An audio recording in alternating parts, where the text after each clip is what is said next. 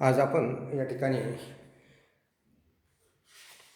जलसाधन संपत्तीच्या शाश्वत विकासासाठी आवश्यक बाबी याचा विचार करणार आहोत. कालच आपण या संदर्भात जलसाधन संपत्ती व त्यासाठी आवश्यक असणारे घटक किंवा शाश्वत विकासासाठी आवश्यक असणाऱ्या काही घटकांचा अभ्यास केलेला होता.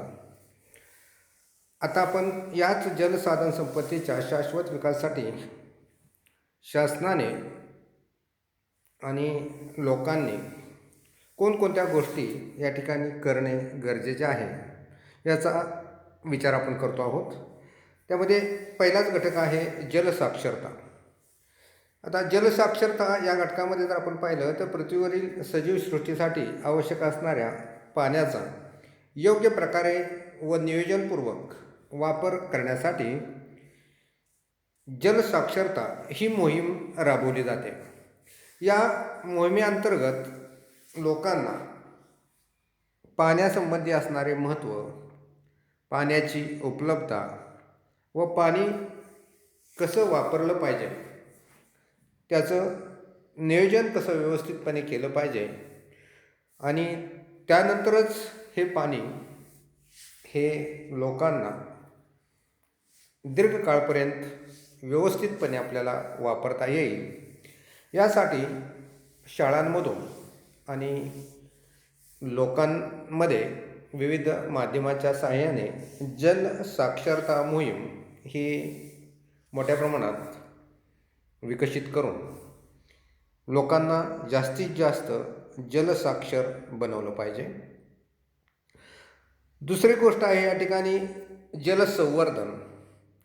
त्या ठिकाणी आता जलसंवर्धन यामध्ये पृथ्वीच्या पृष्ठभागावर व पृथ्वीच्या भूगर्भामध्ये असलेल्या पाण्याचे संवर्धन कसे करता येईल किंवा हे संवर्धन करण्यासाठी काय केले पाहिजे याचा प्रामुख्याने विचार केला जातो. आणि मग या जलसंवर्धन या घटकामध्ये वेगवेगळ्या गोष्टींचा विचार करून आपल्याला जलसंवर्धन हे करता येतं. त्यामध्ये एक आहे पहिला आकडा आपण म्हणूया त्याला की जे पाणी फाउंडेशन किंवा पाणलोट क्षेत्राचा विकास या ज्या योजना आहेत या मोठ्या प्रमाणात वापरून आपल्याला लोकांना जास्तीत जास्त जलसाक्षर हे बनवता येईल आणि लोकांना पाण्याची किंमत किती आहे हे आपल्याला त्यातून सांगता येईल. या योजनेअंतर्गत लोकांना पाणलोट क्षेत्र म्हणजे काय, पाणलोट क्षेत्राचा विकास कसा करायचा, पाणलोट क्षेत्राचा विकास केला तर भूजल पातळी ही कशा प्रमाणात वाढण्यास मदत होते आणि पाणलोट क्षेत्राचा विकास झाला तर दुष्काळावरती कशा प्रकारे आपल्याला मात करता येते किंवा जास्तीत जास्त क्षेत्र हे जलसिंचनाखाली कसे आणता येते याचा विचार या ठिकाणी पाणलोट विकास योजना राबवून आपल्याला करता येईल. त्यामध्येच पाणी अडवा पाणी जिरवा हा एक घटक येतो की ज्यामध्ये जगामध्ये पावसाचं वितरण आपण जर पाहिलं तर ते खूपच विषम स्वरूपात झालेलं दिसून येतं आणि पडणारा पाऊसही सर्व भागात सारख्या प्रमाणात पडत नाहीच, परंतु तो हंगामी स्वरूपाचा असतो. आणि मग त्यामुळे ज्या काळात पाऊस कमी पडतो किंवा ज्या प्रदेशात पावसाचं प्रमाण कमी आहे अशा ठिकाणी शेतीला सतत दुष्काळाला तोंड द्यावे लागते.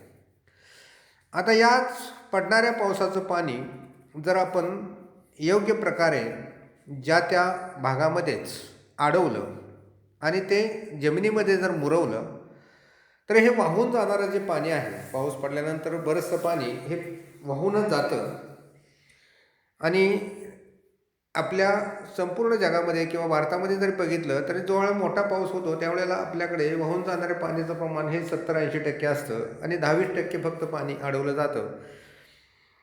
तर या ठिकाणी पाणी अडवा पाणी जिरवा या योजनेखाली जास्तीत जास्त पाणी जर आपल्याला अडवता आलं आणि जमिनीमध्ये मुरवता आलं तर आपल्याला भूमिगत पाण्याची पातळी ही तर वाढवता येईलच, परंतु नदी नाले ओढे यांच्यामधून जे वाहून जाणारं पाणी आहे याच्यामध्ये अनेक ठिकाणी छोटे मोठे बांध घालून आपल्याला हे पाणी ज्या त्या भागामध्ये अडवून ठेवता येईल.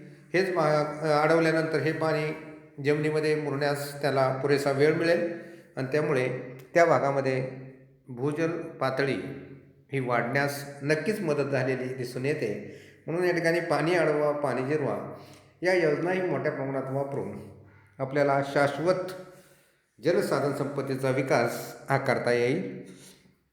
याबरोबरच पावसाच्या पाण्याची साठवणूक करणे हा एक घटक अलीकडच्या काळात मोठ्या प्रमाणात विचारात घेतला जातो. ज्या प्रदेशात पावसाचं प्रमाण कमी आहे अशा ठिकाणी इमारतीवर पडणारं जे पावसाचं पाणी आहे हे पावसाचं पाणी एकत्रित करून तेच पाणी जर जमिनीमध्ये सोडलं किंवा जमिनीमध्ये शोष खड्डे काढून त्याच्यामध्ये जर सोडलं तर हे पाण्यामुळे जमिनीचं पुनर्भरण होतं. म्हणजे या ठिकाणी या जमिनीमध्ये पावसाचं पडलेलं हे पाणी छतावरून वाहून न जाता ते जमिनीमध्ये सोडलं जातं आणि त्यामुळे पाण्याचं हे पुनर्भरण या ठिकाणी जमिनीमध्ये होताना दिसून येतं आणि साहजिकच हे वाहून जाणारं पाणी कुठंतरी आपल्याला अडवता येतं. किंवा हेच पाणी जर आपण शेततळ्यासारख्या एखाद्या भागामध्ये किंवा एखाद्या टाकींमध्ये मोठमोठ्या टाक्यांमध्ये जर आपण हे पावसाचं पाणी वाहून न जाता साठवलं तर आपल्याला ज्या काळामध्ये पाऊस नसतो किंवा पावसाच्या प्रमाण कमी असणाऱ्या भागामध्ये पाण्याची गरज असते तर ही पाण्याची गरज या साठवलेल्या पाण्यामधून नक्कीच भागवताना दिसून येते आणि भूमिगत पाण्याची पातळीही यामधून वाढवताना दिसून येते. दुसराच हा घटक आहे या ठिकाणी की त्या ठिकाणी पाणी वाचवण्यासाठी जे भूमिगत पाण्याची पातळी वाढवण्यासाठी अलीकडच्या काळामध्ये ज्या वेगवेगळ्या योजना राबवल्या जातात त्यामध्ये समपातळीत चर काढणे व शेताच्या कडेला नाला बिल्डिंग करणे. आता बघा या योजनेमध्येही जमिनीवर पडणारे पावसाचे पाणी नदी नाल्यांमार्फत वाहून जाते. हेच पाणी अडवण्यासाठी समपातळीमध्ये जमिनीवरती चर काढले जातात व पाणी अडवून ठेवण्यास मदत केली जाते. याशिवाय शेताच्या कडेने मोठमोठे बांध घातले जातात किंवा नाला बिल्डिंग केली जाते जेणेकरून हे पावसाचं पाणी हे अडवून राहिलं जाईल आणि जास्तीत जास्त वेळ अडवून ठेवलं तर ते जमिनीमध्ये मुरण्यास मदत होताना दिसून येते. म्हणून नाला बिल्डिंग ही योजना पूर्वीही राबवली जात होती, अलीकडच्या काळात ती मोठ्या प्रमाणात राबवली जाते. किंवा उताराला अनुसरून समपातळीमध्ये चर काढणे ही बी योजना अलीकडे मोठ्या प्रमाणात वापरली जात आहे आणि साहजिकच त्याचा परिणाम म्हणून भूजल पातळीमध्ये वाढ होताना दिसून येत आहे. याशिवाय आधुनिक जलसिंचनाच्या ज्या पद्धती आहेत याही गोष्टीचा विचार अलीकडच्या काळात मोठ्या प्रमाणात केला जातो. कमी पावसाच्या प्रदेशात उपलब्ध पाण्याचा काटकसरीने वापर करण्यासाठी जलसिंचनाच्या आधुनिक पद्धती वापरणं गरजेचं आहे. आता यामध्ये आधुनिक पद्धतीमध्ये आपण बघितलं तर पूर्वीच्या काळामध्ये पाटाने पाणी द्यायची पद्धत ही मोठ्या प्रमाणात अस्तित्वात होती आणि त्यामुळे पाटाने पाणी देत असताना पाण्याचं बाष्पीभवन होणं आणि पाणी पाझरून निघून जाणं यासाठी पाण्याचा बराच अपव्यय होताना दिसून येतो. किंवा ज्या शेतामध्ये आपण पाटाने पाणी देतो त्या शेतामध्येही पाण्याचं प्रमाण पाणी देण्याचं प्रमाण हे थोडंसं जास्त राहताना दिसून येतं आणि त्यामुळे पाण्याचा अपव्यय मोठ्या प्रमाणात होतो. अलीकडच्या काळामध्ये हेच पाणी काटकसरीने वापरण्यासाठी तुषार सिंचन व ठिबक सिंचन या पद्धतीचा अवलंब हा केला जात आहे आणि या पद्धतीचा अवलंब केला तर 50 ते 70% पाण्याची बचत होते. म्हणजे जर पूर्वीचं उपलब्ध असणारंच पाणी पाटाचे पाणी देऊन जर 1 एकर क्षेत्र किंवा 1 हेक्टर क्षेत्र भिजत असेल तर या ठिकाणी ठिबक सिंचन किंवा तुषार सिंचन वापरलं तर त्या ठिकाणी 2 हेक्टर किंवा 2.5 हेक्टरपर्यंत आपल्याला तेच पाणी ठिबक सिंचनद्वारे त्या पिकाला देता येतं आणि त्यामुळे पूर्वी असणाऱ्या जलसिंचनाखाली किंवा पूर्वी असणाऱ्या जलसिंचन क्षेत्राखाली असणाऱ्या जमिनीचं प्रमाण हे आपल्याला या ठिबक सिंचनमुळे आणि तुषार सिंचनमुळे नक्कीच वाढवता येईल आणि जास्तीत जास्त उत्पादन काढण्यासाठी कमीत कमी पाण्यामध्ये आपल्याला उत्पादन वाढवता येईल. त्यानंतर आपल्याला पुढच्या एक घटकाचा विचार करायचा, तो घटक आहे पाण्याचं योग्य नियोजन करणे. आता बघा, पाण्याचं योग्य नियोजन करणे म्हणजे काय करणे, तर पाण्याविषयी सर्वच लोकांच्यामध्ये जागरूकता निर्माण झालेली दिसून येत नाही. कारण पाण्याचा काटकसरीने वापर केला पाहिजे हे आपल्या सर्वांना कळतं, परंतु दुष्काळी भागामध्ये ज्या लोकांना पाण्याची किंमत कळली ते लोक मात्र याचा काटकसरीने वापर करताना दिसून येतात. पण ज्या भागामध्ये मुबलक स्वरूपात पाणी उपलब्ध होतं ना, त्या ठिकाणचा शेतकरी किंवा लोकसंख्या त्या ठिकाणची जी आहे ती पाण्याचा तेवढ्या प्रमाणात काटकसरीने वापर करत नाही. परिणामी त्या ठिकाणी काय होतं की पाण्याचा अपव्यय झाल्यामुळे या ठिकाणी बऱ्याचशा वेळेला दुष्काळजन्य परिस्थिती ज्यावेळेला निर्माण होते किंवा पाण्याचं प्रमाण कमी पावसाचं प्रमाण कमी होतं, त्यावेळेला अनेक समस्यांना तोंड द्यावं लागतं. मग ती समस्या पिण्याच्या पाण्याची असू द्या, शेतीविषयक समस्या असू द्या किंवा औद्योगिकरणाची समस्या असू द्या, या सर्वच घटकांमध्ये या पाण्याची टंचाई ही समस्या निर्माण होताना दिसून येते. आणि म्हणून भविष्य काळामध्ये पाण्याचा काटकसरीने लोकांनी वापर करावा, यासाठी पाण्याचं योग्य नियोजन कसं करायचं याचं शिक्षण मुलांनाही आणि लोकांनाही देणं गरजेचं आहे. म्हणजे याचा अर्थ पाण्यासारखा पैसा खर्च न करता पैशासारखं जर पाणी वाचवलं, बघा, पाण्यासारखा पैसा खर्च न करता पैशासारखे पाणी वाचवले तर भविष्य काळामध्ये पाण्याची टंचाई भेडसावणार नाही. म्हणजे आपण जसं पैसा खर्च करताना विचार करून करतो, कारण नसताना पैशाचा खर्च करत नाही, तसं पाण्याचंही जर आपण नियोजन केलं की पैसा जसा खर्च करतो तसंच पाणी खर्च करायचं.